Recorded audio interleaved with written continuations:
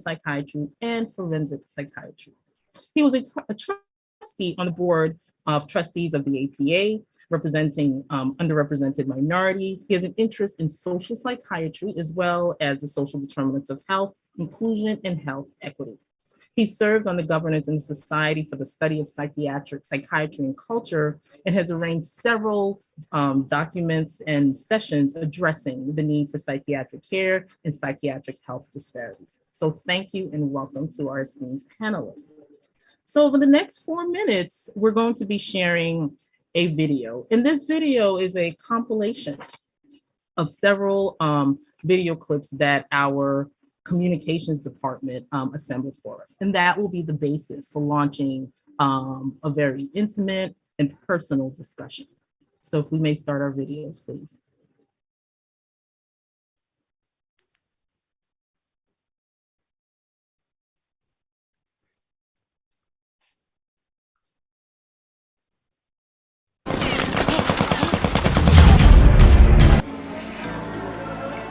With this war, we saw a lot of cases we did not see before. Most of them, they came from a village where there is no medical care. Some of them, they came with very bad general condition, which may die because they came too much late for treatment. We treat as much as we can, and we hope we will be able to complete doing this. In these 7 days, we have already done with 21 babies, 21 deliveries. Some of deliveries was in our shelter, but we try to give birth in more clean rooms, in our delivery rooms, in our operating rooms. But if we have a bombing and a siren, we go to the shelter, and there is our delivery room with all our staff and all our patients know how to go to shelter. We try in the day go to the ward, to the room, and patient take a shower, have a like normal life. But at the evening, at 6 p.m. we go to the shelter and stay at night at the shelter, all of us. Go crazy, it's not something you get used to. War is not so terrible for governments, for they are not wounded or killed like ordinary people. I've never thought that, well, my grandmother told me stories from the Second World War, and you know, I couldn't really feel her words, but now I think I know what it means. You can die basically in every moment. Yeah, but now we have a responsibility for our son,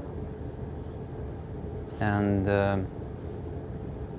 yeah, it's much more complicated.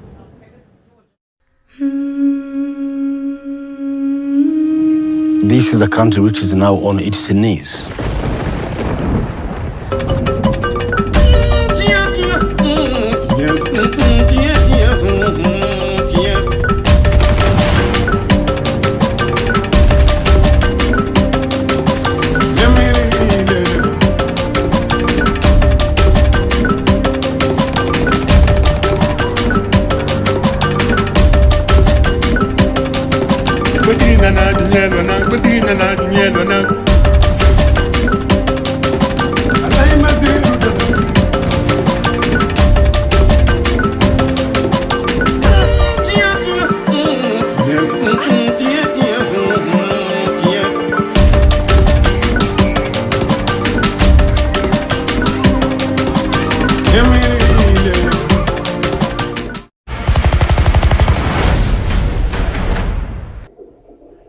I'm 35 weeks and 2 days pregnant now. We went in the countryside where my grandparents are to stay there. We thought that it's going to be a bit more like safe place for us these days, and it wasn't because it appeared that kind of the village that we were in, it's next to Vasilkiv, and like at that night the bombing started and I got my contractions going on. So I was advised to take some medicine, and thanks God it stopped the contractions. Yeah. So and after that we just waited till the morning, and went through all the like empty ghost roads and empty city, and got into a clinic that we were like supposed to get into. So Babies are born, life continues, but it will never be the same as it was before the war. Mhm.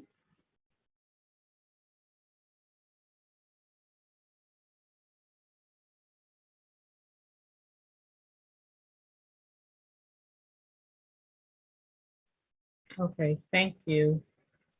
Thank you. So the video allows us to touch upon several topics. So this about a year ago, the Lancet did a 4-part series on women and children in conflict settings. And this report I mentioned as Dean Demency mentioned, that in 2017, armed conflicts affected at least 630 million women and children globally. And they also stated that over the last 20 years, warfare has resulted in the death of more than 10 million children under the ages of 5 and between 6.7 to 7.5 million infants. So this series was published online in January of 2021, and here we are, a little over a year later, a little over a year, we're having this discussion today. So thank you to our panelists. So let's get started. I want to start with Ms. Gaskell. So you've had experience in journalism, expert for over 25 years. And we often focus on the atrocities and despair, which is very real. But what struck me was when one of the individuals in the video said, life continues, but it will never be the same. And I remember watching images in Ukraine of people singing the national anthem, as well as one woman who was talking about her interaction with her daughter. And her daughter said, "Why are you smiling?" And she said, "I smile so we can live." We stop smiling, we stop living. And that touched my heart because it reminded me of the strength and the resolve. Yeah. Seeing. I mean, that goes for everyone there. It's not just the women and children. You have to find humanity. Everyone has to find some piece of humanity. And, you know, obviously what's happening in Ukraine right now is so hard to watch. And I can only speak to like my experience in Iraq and Afghanistan. But one thing that kind of struck me as I was listening to that is, you know, we talk a lot about veterans, right? You know, these veterans come home, these men who are soldiers, and they come home and they struggle, right?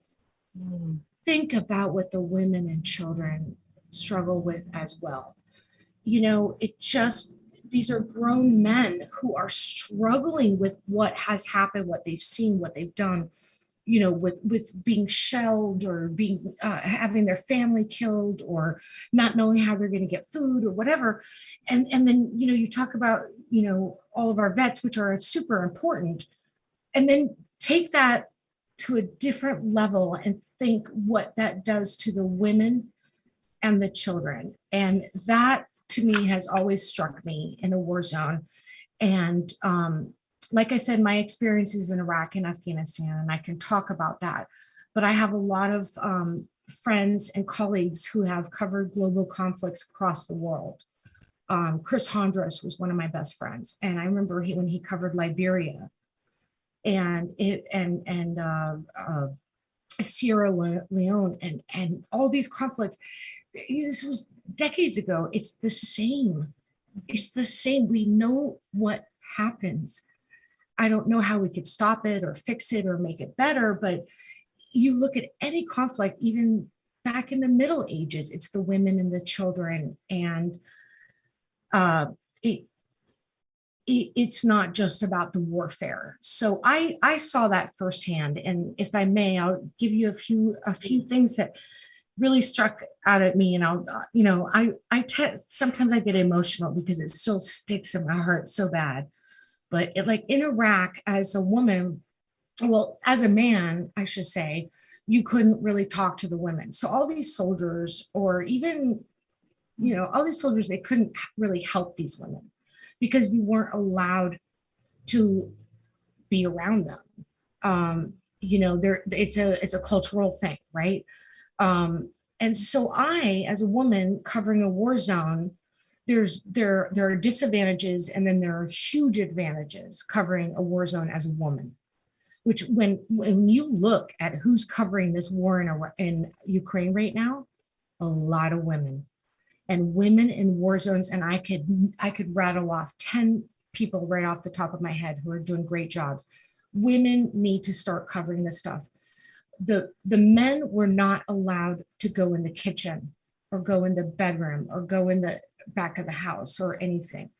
So I was embedded, but the fellow US soldiers I was with could not speak to them. So I could go in the kitchen and talk to them and say, hey, what's going on? Now, yes, I had an interpreter because I don't speak Arabic, but it was allowed. And I remember the story of this one woman, and we talked about the war and how serious it was. And I said to her, what's your biggest problem? Like, what bothers you the most? And you know what she said to me?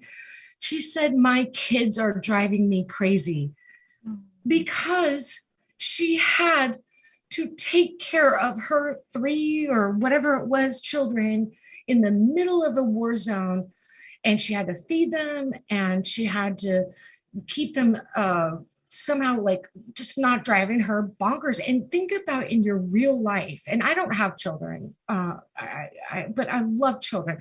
Can you imagine taking care of a child in a war zone as opposed to taking care of them, like getting them to the school bus? And it's irritating. And oh my God, they didn't do their homework. And now they have to do this. And now these women, you don't understand how strong they are. They are just so strong. And this sticks to me. And this was in 2007 that she said this to me. And it sticks to me every day.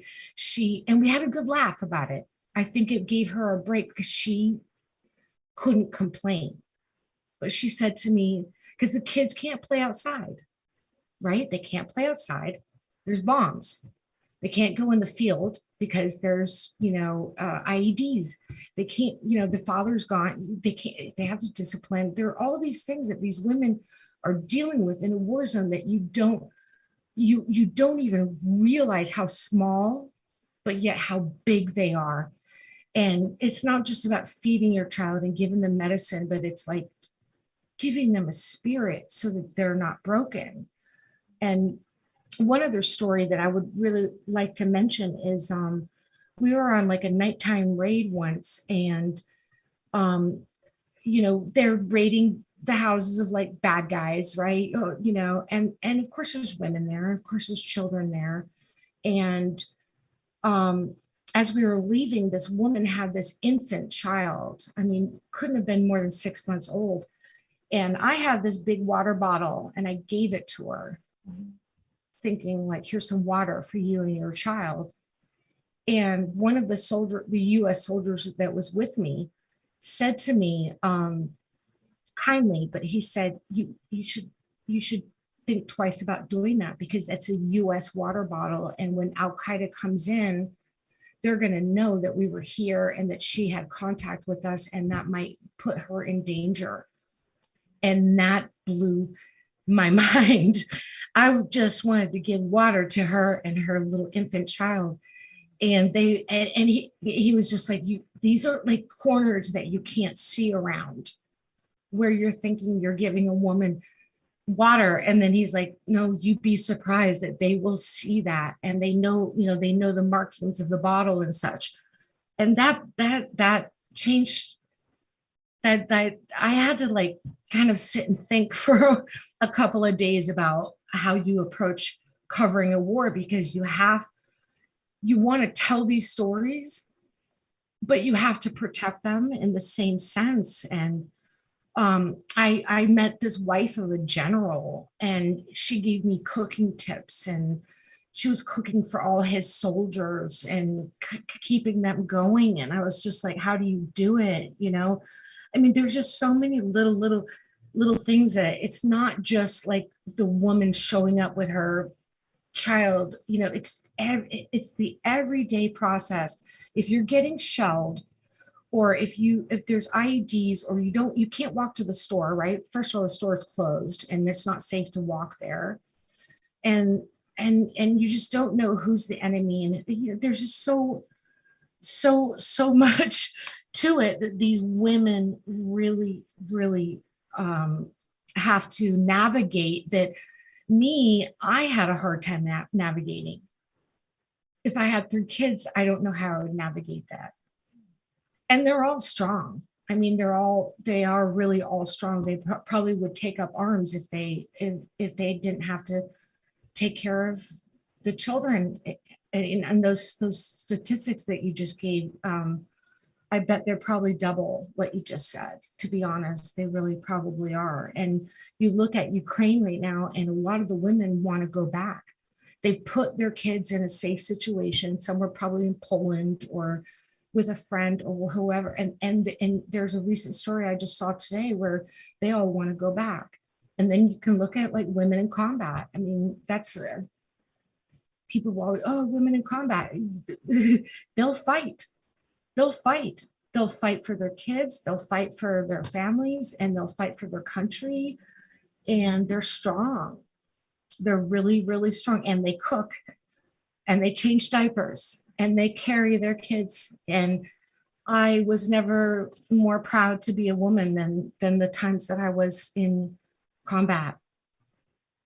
And not just the women, but even the female soldiers as well. You know, it's like, I know this is International Women's Month, but it should be every month.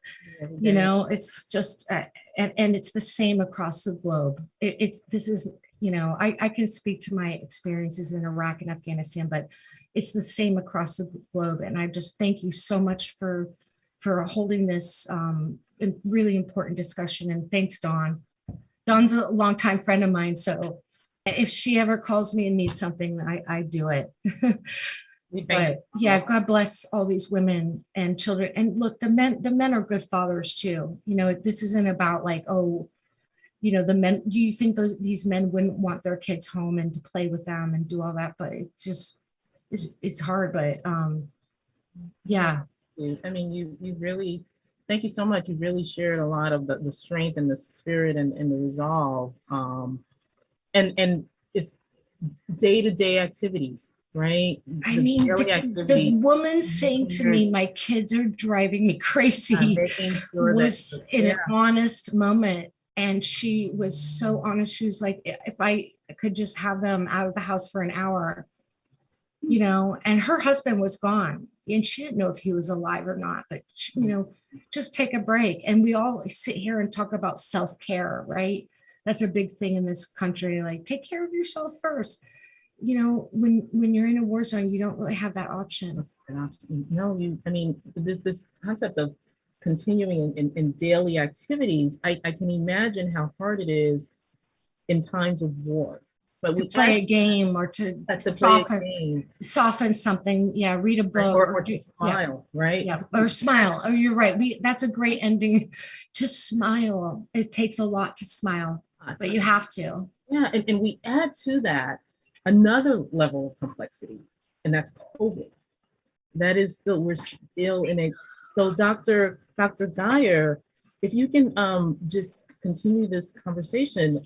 In the video, a physician said, we're seeing lots of cases we're seeing lots of cases we didn't see before, and it is a different context that they were discussing. But if we think about COVID and the complexity of conflict, war, and COVID, as an emergency medicine physician and a physician who's worked in emergency preparedness, how does that complicate the current situation? Yeah, look, you know, conflict in any situation is terrible for health in general, right? You saw what COVID did. We know, we've experienced it all in all of our countries. I'm in Australia, and Australia was closed off for almost 2 years. basic things like what we've had to do, all the preventive measures, such as social distancing, hygiene measures. How do you do this when you are displacing, you're fighting for your life, you're running away. You can't practice hygiene potentially, you can't distance from people, you're running away, and you're in overcrowded situations when people are leaving and desperate to get away from fighting with their kids. You're not practicing social distancing, right? And Ukraine had the highest incidence of cases of COVID in Europe just last February. So it's not nearly over yet for Ukraine. So just basic things that we would do and that we've become accustomed to doing for COVID, the population can't do, and it's active. It's very, very active in the Ukraine. The second thing, and this is really, really important, is about sort of access to care in general, right? We've seen the lack of respect for international humanitarian law, and this is not solely in the Ukraine, Yemen, Syria, South Sudan, you name it. And I've seen this over the last sort of decade or so increasing. You know, there is no respect for the humanitarian mission or the medical mission. People destroy hospitals, they destroy ambulances, and there's no accountability. And so whilst these spaces used to be sacrosanct, they are no longer. And so you have, you know, the hospitals that we need that have already not enough space to treat normal patients. When I say normal patients, if you've got a heart problem or you have an accident, then you've got COVID. That's causing a lot of disruption to hospitals already. And now you imagine the conflict. So the access to care is severely reduced. But it's not just the destruction, which is already horrendous. It's the brain drain. You know, people are leaving because, as Steph was saying, they've got the doctors, the nurses, the midwives, the cleaners, they've got children, they've got families, they're leaving. And so this is a very common occurrence in conflict. A lot of the medical staff leave, but then there are a lot of brave staff that are just sticking out and staying, and they are overwhelmed because they don't have the support, right, that they need. And this is really, really heartbreaking because, you know, I've seen so many medical staff who, you know, will continue to come to things that are being shelled and provide care. The stresses and the traumas of trying to care for their patients in active conflict is really, really horrendous. And not to mention just the difficulties of providing access to care without, the third point I was going to make is supplies, right? COVID, we saw throughout the COVID situation, and it's still ongoing, is a lack of supplies. You need personal protective equipment. You need oxygen in hospitals. This is being severely curtailed in conflict zones, and particularly Ukraine right now. They're calling it that we can't get supplies into certain areas. We can't get oxygen in. So what happens if you just have a chronic disease like diabetes, and then you've got COVID, you need to go into hospital. You can't even access it because they may be shelling around, or when you get there, there's not enough supplies. It's really, really heartbreaking. So this access to healthcare is all the more compounded by something like COVID, when you already have such dire situation, and then you add the conflict on top. So the access is absolutely important, and we see this, you know, the excess death and excess disease and impact on health already caused by conflict. And, you know, my big fear is these sort of things I've seen nowadays are going on for not like weeks or months. We've seen the war in Syria, Yemen, South Sudan. They're not week-long, month-long things, right? They are going on for decades. And this completely changes, you know, the impact on individuals, families, women. Families get broken apart. But coming back to the health side, we get a disruption of services that we've provided for years to help a country progress, right? You know, I worked at the WHO, World Health Organization, for many years, and part of the mission is supporting countries to move their health forward in a long-term way. Now, that means you put in long-term vaccination programs, you put in control of disease programs for things such as, so the vaccination for things like measles and polio, diseases such as TB, malaria. Now, these programs take years to decrease the disease. Now, a conflict like what's going on in Ukraine right now, it's only been a few weeks. We already had polio last year. Vaccination for COVID is only about 35% in the population. It's very poor, right? You disrupt all these programs. So all these diseases and things that you had managed to control come back. And conflict is the absolute perfect storm to take you back decades of development in health, right? So we will start to see in no uncertain terms, polio resurging again, in measles resurging again in children, TB that already I think it's one of the top 10 countries, Ukraine, in the world for resistant TB. If you don't get your medicines, you don't take them, you get resistant disease, right? Because the supply chain is disrupted. All of this is then again compounded by COVID.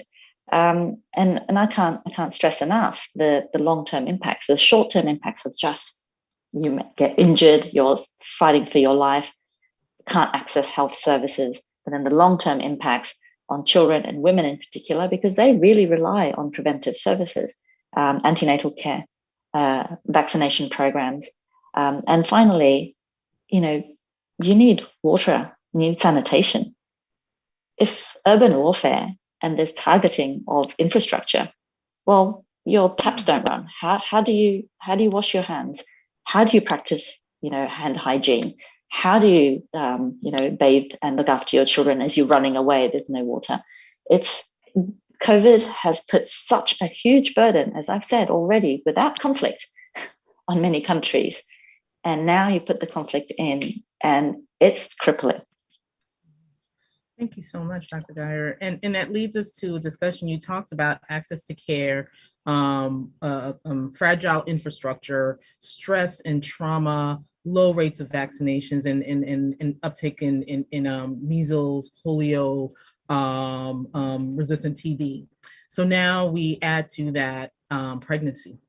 So Dr. Papadopoulos, can you take us through a discussion on the complications that may occur when you have people giving birth in this environment? And the Lancet series also talks about those living in near areas and with intense conflict have 3 times the higher mortality rate than those living in comparable more peaceful areas, or in areas where there's less conflict. So what are some of the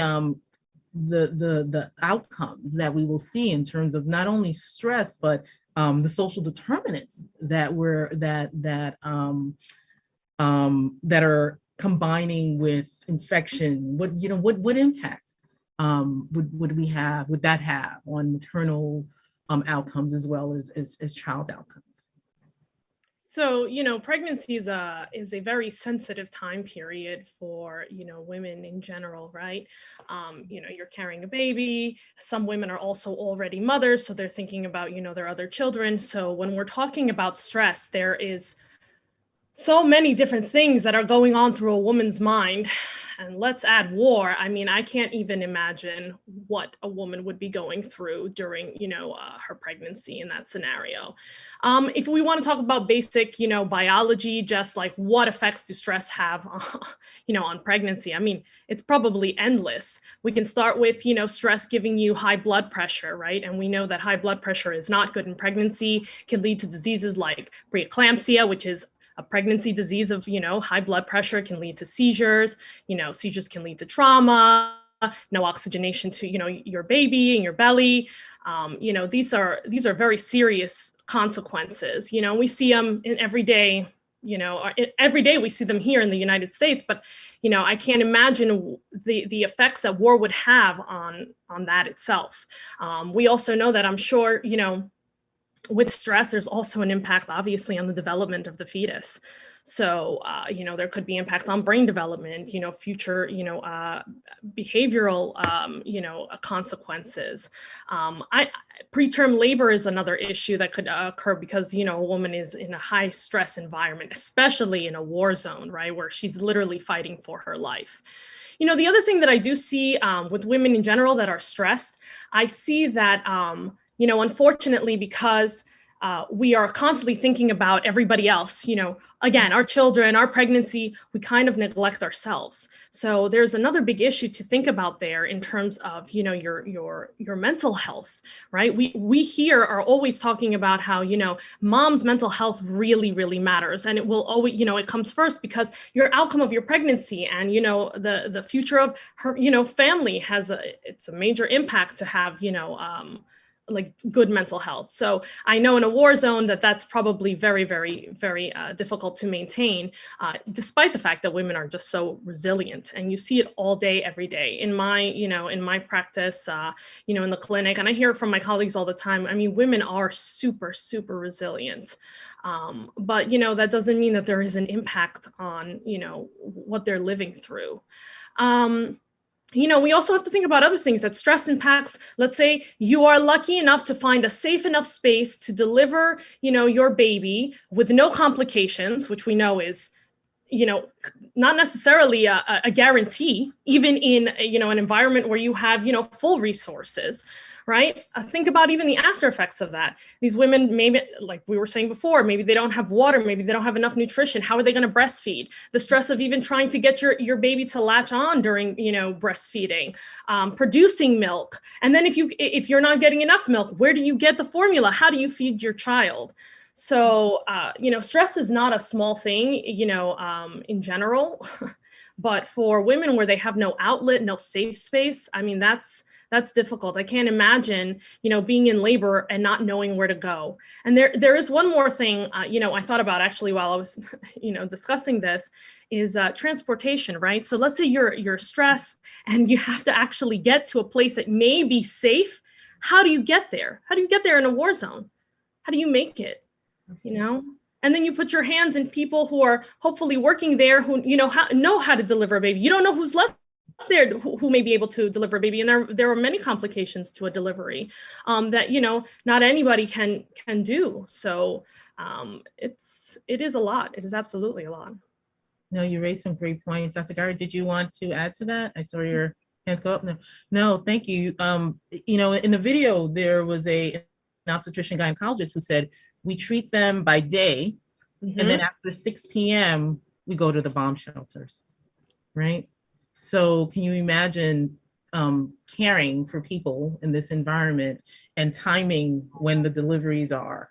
And this is such an important conversation to have after observing what happened to the hospital, and women and people being pushed out in stretchers.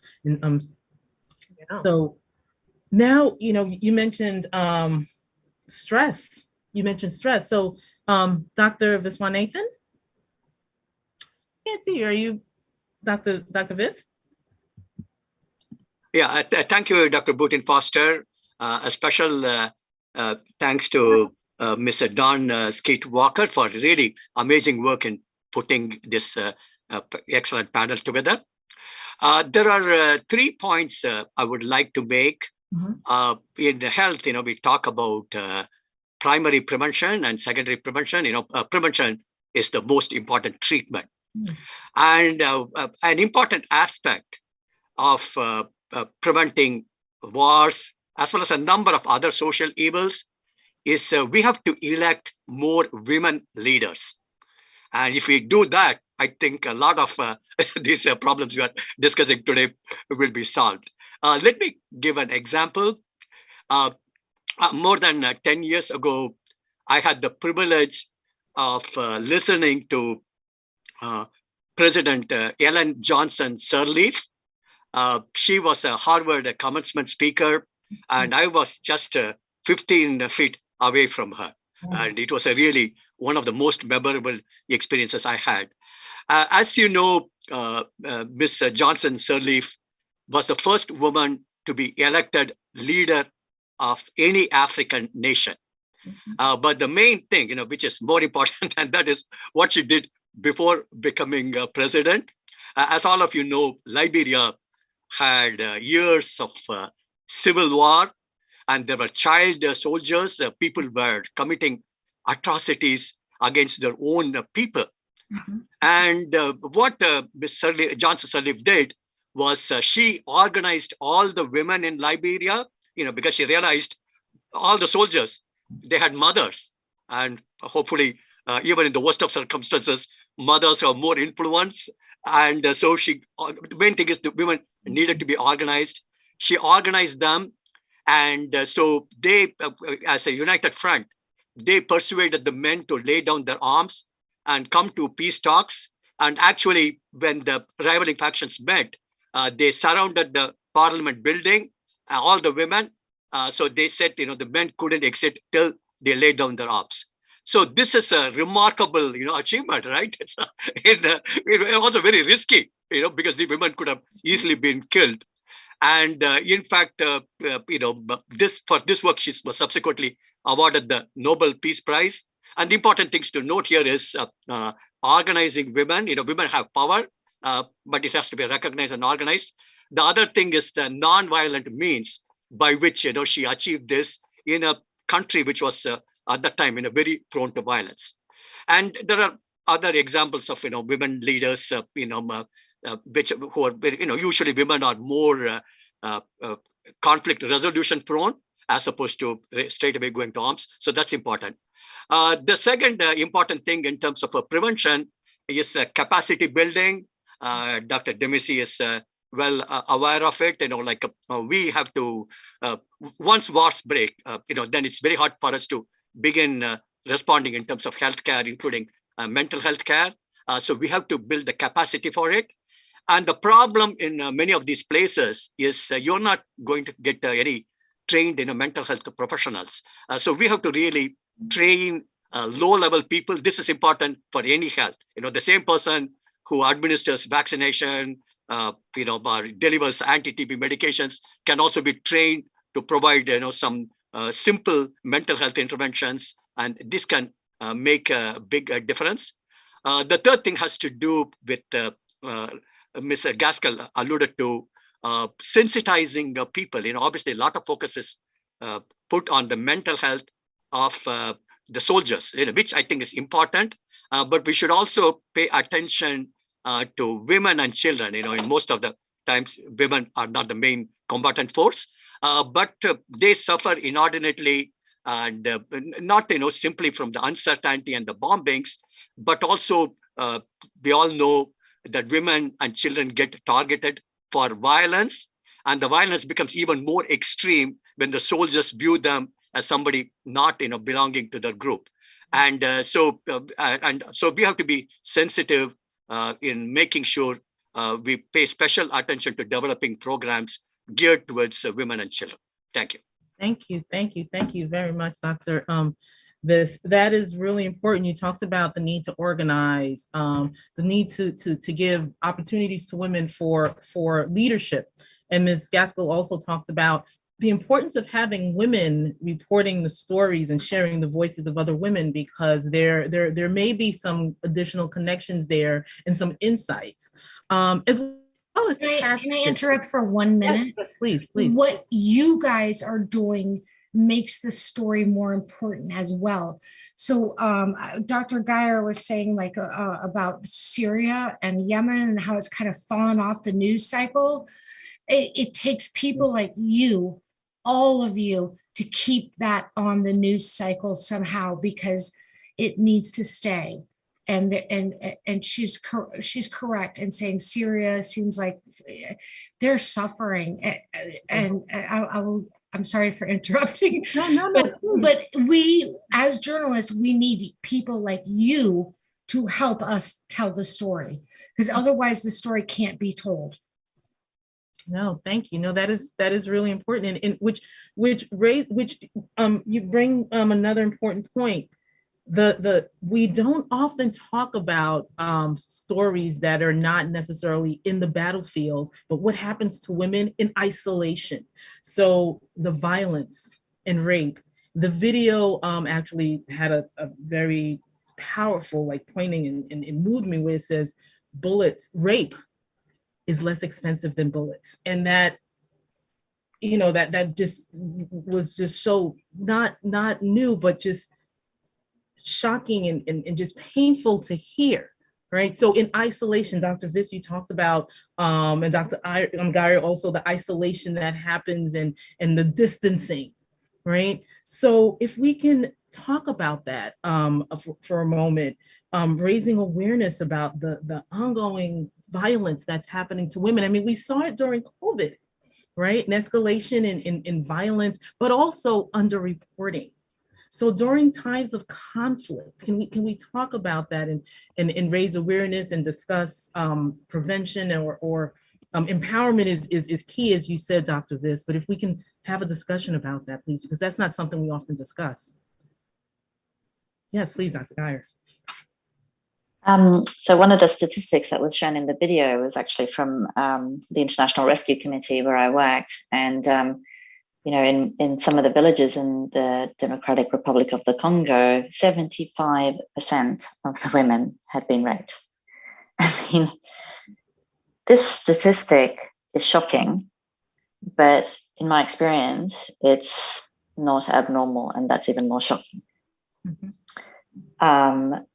I cannot tell you, I started working in conflict zones a very long time ago. My first one was actually Sierra Leone during the war, all the way back then. And, I'm going to cry, but, I actually had to treat a woman who was delivering a baby, and soldiers had actually damaged her during birth. And of course, the baby had died. And, it is a weapon of war. We waste money on bullets, whereas you can incite fear into a population by targeting the weakest of the population, of course, and that's women. And, how a lot of, in these sort of settings, women are so disempowered already, right? Financial disempowerment, cultural disempowerment, they're the last to get treatment. I've been in lots of situations where, the family only has enough finances to get, to transport one person all the way to services. They will choose the boy, not the woman or the girl. But they will send the woman and the girl out to get water, to get the food for the family, and your prime target. If you're in a conflict zone, you've got soldiers running around. The fact that you're displaced, you're by yourself. You are a prime target for rape, and you are targeted in general anyway. And this is what is absolutely shocking, and we need to talk about this more, because as we've heard, the impact already on women and what they have to do, and then to have this happen, and sometimes multiple times. And I find it absolutely despicable that at the end of all of this, women have to suffer in this way. So gender-based violence, rape, it is absolutely a weapon of war. Women don't want to necessarily report it because, the stigma, for a start. That's just the first of it. So many women, so when we say 75%, that's through, very excellent surveys, very, confidential ways of doing it. But there'll be repercussions. Women are afraid, right? So the ability to actually, help women is first to be able to know about it, to put in preventive services. But this is the last thing that's thought about. People, I was talking about healthcare services. Okay, but it's not just at the hospital level. We need to work at a community level with the perpetrators as well, to understand, well, this is wrong. This is illegal. This is not right, right? And so the way to deal with this is not just sort of at a sort of technical level at the top, trying to treat women's when we finally know about it and when they actually come to services, which maybe never. It's really about trying to stop it from the very beginning, and that is really, really important. So the whole, education and working with the perpetrators as well as women to try and build some safety around them. I'll stop there because I know my other colleagues have a lot to say. Please. Other members of the panel, please. I personally, I have spent so many years covering veterans' health, right? Mental health, U.S. veterans, but you talk about the soldiers and their mental health, and I feel like there is so little attention paid to women and children, or even extended family. Let's think about a grandparent, right? Or something, an older uncle or someone like that. We don't talk about them. And look, I am married to a combat vet. I could tell you all day long about the VA. Okay, I've covered them for a decade or more. But there is so little that is talked about women in conflict. And I'm not talking about women in combat. I said women in conflict. We don't rally around them. And we should rally around our soldiers. This is the United States of America. We owe a debt to every soldier who everyone who goes over there, right? Whatever, for whatever reason, whether it's a just war or an unjust war, I don't know. But it does, Dr. Geyer really, really speaks to my heart right now, because they're just lost. Imagine if there was like a VA for women in conflict. I mean, imagine that. I know it'll never happen, but imagine if there was a place that these women could go and just say, I am a victim of this war. And that's all I'll say. But, we owe them so much, the children too. The children too. I mean, they got to grow up, having their childhood be like this. So where is that sort of like VA mentality? Do you know what I'm saying? Like, where are those? Where do we just put people, victims of war? And I'm a journalist at heart. Don't ask me who would pay for it. Don't ask me where it would be. Don't ask me how it would happen. But like spiritually feeling about it, it's like they're the ones that just get left on the wayside, and I'll leave it at that. Thank you for letting me interrupt. No, that's fine. Thank you. But seriously, where's their mental health? Yeah. Where's their PTSD? Where is their all of it? And it's across the globe. This is not just Ukraine. It's and when Dr. Geyer spoke about Sierra Leone and Liberia, I mean, these women, I mean, this is their life. Yeah. It's so hard. I mean, I spent so little time in war, and it affected me greatly. No. I can't imagine more than that. But you also talked about children. So we have a question in the chat that talks about video games and that depict war. What does that do to children? So both children and the long-term impact of children experiencing this, adverse childhood experiences, as well as this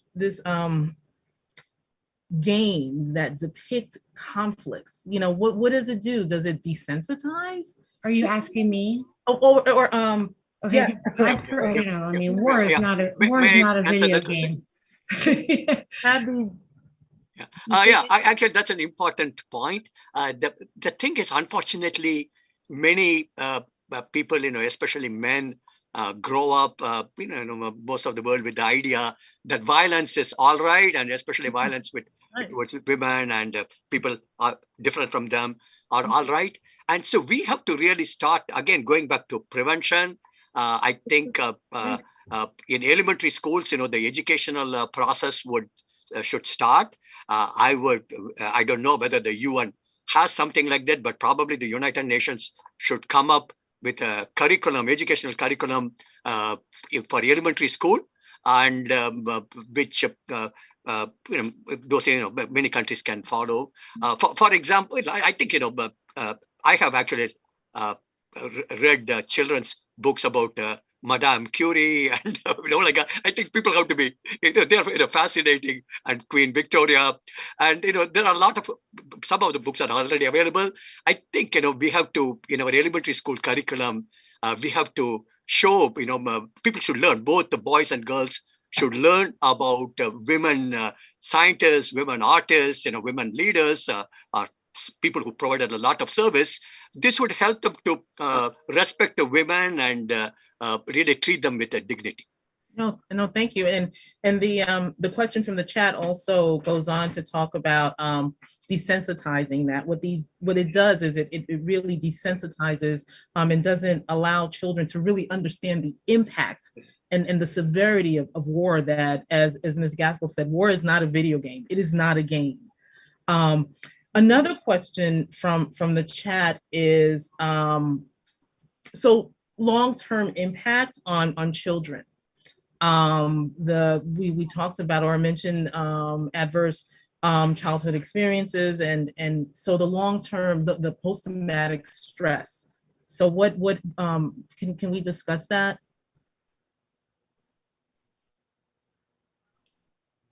I partly, just going back to the previous question, there's a lot of literature showing that violent video games foster violence. And so obviously at policy level, people have to influence, the violence shown in these things.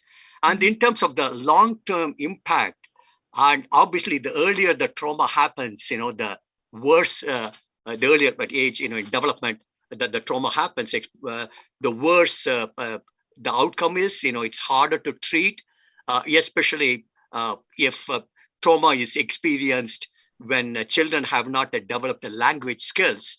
Later on, all those traumatic experiences, they cannot even verbalize it. And also at the time which happens, they cannot verbalize it and get any needed support.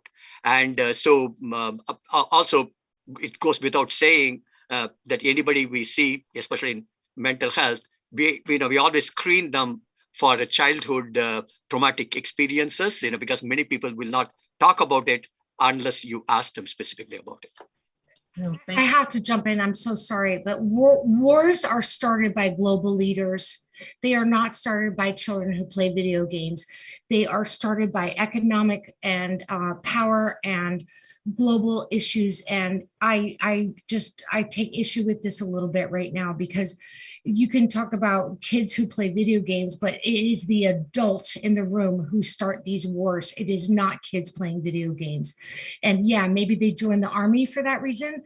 Maybe they want to fight for that reason. I get that. But do not tell me that kids playing video games start wars. No, I had in mind. No, I'm not talking to you, sir. You're awesome. I'm just saying we have to understand. But at the same time, our global leaders are the ones who are doing this to us.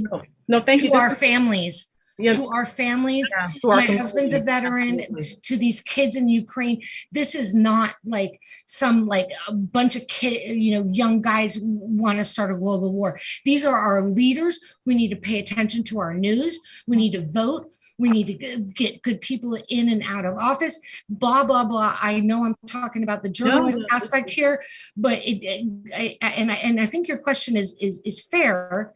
Mm-hmm. Like if you ask my husband why he joined the army, it wasn't because of video games. It's because of 9/11. Right. Do you know what I mean? Like he was like, I got to fight for my country. I'm a big grown man. I'm going to fight. But I get that like men are different than women. And I think that was your point. Yeah. Most women don't play like Grand Theft Auto, but let's be very, very clear in this conversation that these are our global leaders starting these wars. Absolutely. And I'm gonna take a breath. No, absolutely. And I think I was like, like they're starting this, they're playing it, and we're all the victims, all of us. No, I agree. No, thank you for sharing that. And I think what the question in the chat was the impact that it has on children, not necessarily that children are starting this, but what impact does it have what's the impact of a bunch of rockets falling on you as a child? That's the question that needs to be asked. Is not a video game. It's when you grow up in a war zone, your life is very different than it. Yeah. Do they even have I'll stop. Please, no, that was chime in. That was a question from the chat. So we do welcome questions from the chat because it does generate discussion. So I do recognize that the person in the chat was asking about the overall impact of children. So I thank you for posting this question in the chat, and thank you so much for your response. So now let's talk about experiences of our journalists, our physicians in the field. So we have another question from the chat that says, I see how all of you are affected by what you've seen, what you've experienced, the people you've cared for. So how do you balance your ability to share the story, but at the same time maintain your focus and emotional health? So this is your ability to do your work wonderfully, but at the same time, we saw how moving and emotional this discussion is, how the balance. So this is what the audience member would like to know. More like a work life versus home life balance kind of idea. Is that what we're looking for? How you, or the above, really. Yeah, I think for me, a lot of the time is, I actually take a lot of time, if I can, to listen to my patients and their stories, because I was always the type of person who I feel like learned from other people, from other people's experiences. And I think that there's so much value in that. Yes, it can be very overwhelming, especially with a lot of emotions. And I do find, that even here, not in a warlike setting, our patients go through a lot. But I think it helps us grow. I think it gives us introspection. It allows me to think about my life and, where I am at and the privileges that I have, and wow, the things that, people go through. And I'll tell you, when I go home to my fiance, I take a deep breath out. I'm not going to lie. And I'm just so grateful, that I found someone and that, cares for me, and that I have people around me that I love, and that I'm not in an area of war, even though there is plenty of war-like things that do exist here, not in an actual war. And it's not easy. It's not easy because, you're very much affected by how people feel. I mean, that's why most of us become doctors, right? Because we care about people. So we're very much affected by that. And it's very difficult to separate that, but it is important to surround yourself with, people you love, and a way to take a little bit of a break from all that, and a moment to kind of let it, sit in there and think about, like, the impact that you have as a physician. Yeah, I echo that, all health professionals, they, have to be empathic, and at the same time still keep their cool to take care of the problem. Like delivering the baby, you cannot be emotionally distraught, while at the same time you do feel for what the person is going through. And actually, I have to really admire people who are actually delivering the babies while the bombs are falling. Really, that's to be really, it's really hats off to them for their ability to do that, as the video showed. It's wonderful healthcare workers. Thank you. I think one of the things for me is, being kind to others is incredibly rewarding. I mean, that's what humanity is about. And so when you are working in these situations, you know, I look at what's going on and I think, wow, the suffering that people are going through, you know, we are all born so unequal. It's the fact that you were born in Yemen and I was born somewhere else. It's chance, right? And what happens in your life, you can control a lot. There are a lot of things you can't control. And you see, you know, you saw in the video the resilience of people. You know, Dr. Burton Foster was mentioning that there's this, people are still positive despite the fact they've lost everything. And for me, that alone spurs me on. Like it's if they are going through this, I'm doing my job, right? And that mentally is so stimulating and rewarding. And I think, you know, doing something for your fellow human being is no greater sort of reward. And that's why I'm so passionate about it. I think at the same time, it's really important to be emotional, right? You don't hold everything back, you know. And I still, you know, have a tear for some of the things that I saw like 20 years ago, because you can't lose connection. And that's your connection with, you know, your fellow human being, is that you need to make sure that you aren't a robot. Of course, you got to continue your work. But you are also letting your emotions out at the end of the day. You talk to people. I've cried with my patients when there've been losses, and telling them, you know, this is what's happened, and I've been bawling my eyes out with them. And that's part of your release. It's part of them understanding that you are actually also a human being and you care. And I think that is one of the most important things, to be able to show your kindness, do your work, but show your empathy as well. And that is also something that helps you as an individual to continue. I think we also have to understand that we are an outlet sometimes. You know, there's sometimes that your patients have no one to speak to. I have some patients come in that don't even need GYN care. They just come in because they need someone to speak to. And when they don't come in, I get concerned. I'm worried. I'm like, whoa, this patient is usually here. You know, what's going on? And you see that all the time. So, you know, we are an outlet. And it's very important that, you know, we're aware of that. Yeah, actually, following along, that's an important point. Yeah, I, you know, like often people, you know, do not directly seek mental health help, but when they come in for some other medical help, that gives an entree. Like one example of that is after the Haitian earthquake, there was obviously tremendous need in our Haitian community in Brooklyn. You know, many people lost their close relatives.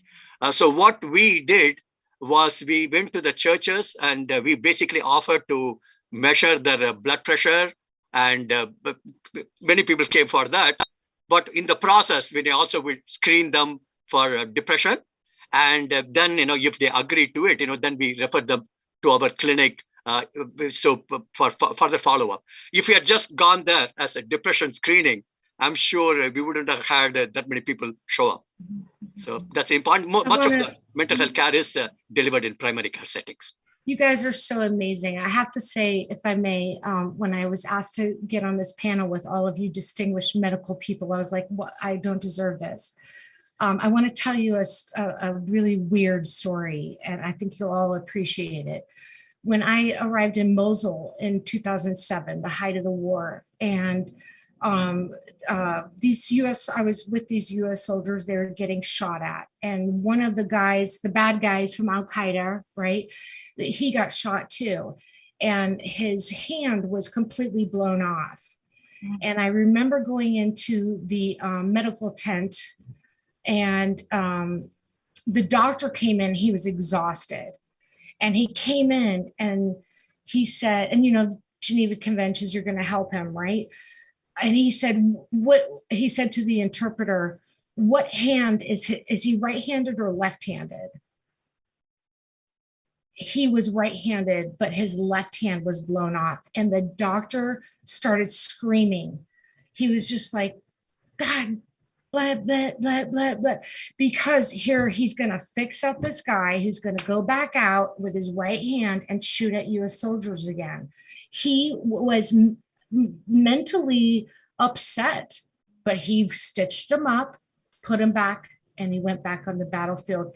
And that was when I kind of saw the mental toll it took on you guys to treat people in a war zone, not just the women and children, but, just everybody. Who knows who they are, right? And back then we didn't know who was who. They didn't fight in uniforms. They didn't show up with a uniform. They all spoke the same language. And I just sat there and I thought, this is crazy. You guys take so much on when you're working with any type of people who've been affected by a war zone. And then, I've dealt with the VA for so many years, even with my husband personally. And, there are days I want to just scream at them. And then there are days when I realize they've seen like 18 patients in like 2 hours, like it's not enough. And I don't know how we can get through to the American people or to the global people that we need more help. We need more help. We need help for the women, the children, the victims, the rape victims, the women who are pregnant in a war zone, the veterans, and the veterans are, you even look at these Russian POWs who are being held right now. These guys are messed up. I'm not advocating for them, but I'm just saying, like, what war does so much to a person. I have experienced this like full circle of what war does to any person who's involved in it. And it just blows my mind that we can't fix this. And I know that war will never stop, but like, I commend each and every one of you for everything you're doing. And please keep talking to the press. That's the only way to get these stories out is just get them out. And I'm just so grateful to be, I'm honored to be among this panel with you guys. I really am. Well, we thank all of you for joining us, and we're almost at the end of our session. Any last comments or anything that any panelists wanted to share, Dr. Geyer? Yeah, I'd just like to come back on the long-term impact on children. I think, we talked about stress and things like that, but evidence has shown that early childhood development, the nurture that mothers provide, the care, like even before you start school, is extremely important for cognitive development, right?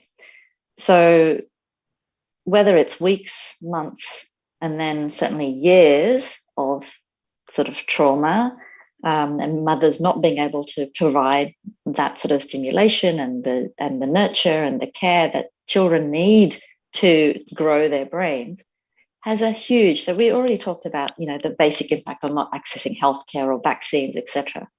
This is just on a different scale. And I want people to understand, your viewers, that we could be like changing generations right now, as we have already in Syria and Yemen and other countries, because, 1 year is 1 year of a child's life. Going from 2 to 3 is a big deal. Going from 3 to 4 is a big deal. Going from 3 to 8 with limited nurture and care. And then we talk about schooling, right? Schooling is disrupted. So basic numeracy, literacy, schooling is disrupted. The teachers, there's a brain drain in every service, right? Not just medical, it's the teachers as well. So I just wanted to sort of say that, there are the short-term consequences, medium-term, but then we're also talking about long-term development. We talk, not to belittle this, but, economies depend on, people doing their jobs, working, etc. So, these leaders that are fighting and doing these sorts of things, you're not just like trying to win over pieces of land. You're like destroying generations, and it starts at the kids. And that for me is just, heartbreaking. Women and children are the ones that are building communities and families, and conflict is just pulling everything down and destroying futures. And we need to absolutely, talk about this more and do more and finance it more. And we have to do it early and continuously, and not forget about all these situations that are happening. Thank you. Well said. I also want to extend appreciation to the war correspondents like Miss Gaskell. You praise us, but we have a lot of praise for you too, because if you do not report on these atrocities, the world would never know about all these difficult situations. How many women are raped and children die, and the provision of medical care. The doctors may do an excellent job, but if you don't report on it, the rest of the world wouldn't find out about it. And you are really doing it at extreme risk to yourself. That's really a selfless service. And so thank you very much, Barbara. Thank you. Oh, you're on mute. Yeah. That means the world to me. And I did give up a part of my life to do that because it was important. And I'm trying not to go to Ukraine right now because I do want to, and I have a lot of friends over there. But like I said before, you guys are the meat of what we do. Like, you have to talk to journalists. You have to tell them what's going on so that they can effectively tell the public what's going on. And I'm not sitting here saying we're the best. We can have a whole nother conversation about the media. They're not the best. But if you keep telling the world what's happening and what your thoughts are, then you'll find the right reporter who gives the right story, who does the right thing. And I don't know why I went over there, but it changed my life. And I know it's changed you guys' life. I can hear it in your voices of what you do is meaningful, and same for me. And like I said, I'm humbled, but yeah, thank you so much, Doctor, for saying that. Thank you. Thank you. And we have one more question that just came my way from the chat. The occurrence of rape and war is unfortunately often seen as just a thing, and that happens rather than the deliberate strategy that it is. We talked about a weapon. It's a weapon. How do we change that? How do we change this thinking? It's a weapon of war.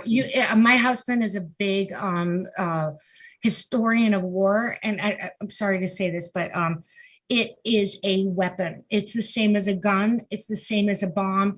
It's the same as anything. One of the first things they do is they wipe all that out. Everyone needs to understand that it is a weapon. It's not a bunch of, I don't want to speak too much about it, but it is a weapon of war. You rape and pillage, and then you take over the land, and then I'll stop with that. But it is a weapon. It's a weapon. It's not some sexual type of thing. It is a weapon of war. Kill all the women and children. The men go off to fight. You can read about it in Shakespeare times. I mean, come on. It's about breaking the spirit. And it's about changing the population, right? These women, some of them will get pregnant and they will not be, right? So we have to think about that. I don't think that that's unfortunately ever going to change when you're dealing with war. And I agree with you. Absolutely. A weapon. Well, thank you again. Dr. Dean Demisay, did you want to offer final comments? You're on mute, sir. It's fascinating to hear the experiences of the panelists, but I completely agree. The intention of rape is not just a sexual thing, but to really damage the woman and the generation, actually, psychologically, physically, and to use it as a weapon. I completely agree with the panelists. It's not just for the sake of the sexually related things, but as a weapon. And that has been really true in northern Ethiopia within the last 3 months.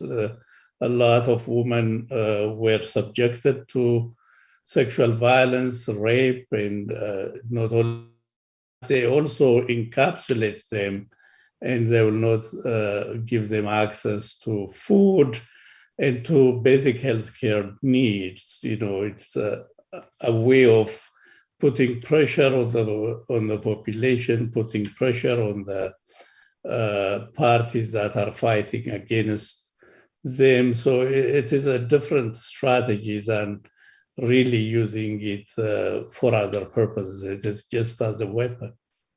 Thank you.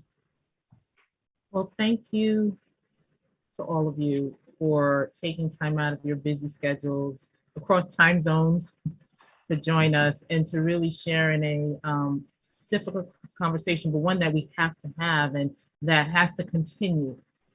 Thank you so much for Dawn in her office for really convening this group of dynamic individuals. And we shouldn't stop this conversation. We definitely have to continue it so we can raise awareness, continue to use our platform. So thank you to our audience for joining and for putting your questions in the chat. And thank you to all. Thank you. Thank you. Thank you for Thank having you. Thank our fellow panelists. It's a wonderful discussion. And again, thank Ms. Dawn Skeet-Walker for arranging this. Thank you. Thank you. Really good discussion. Thank you, guys. Pleasure to meet you all. Pleasure to meet you Same all. here. So, Likewise. because this affects communities. My brother has been in Iraq and Afghanistan, and yeah. I'm surprised I didn't cry. So thank you. Yeah, thank you for all the work you guys do. It's so meaningful. Thank you. you.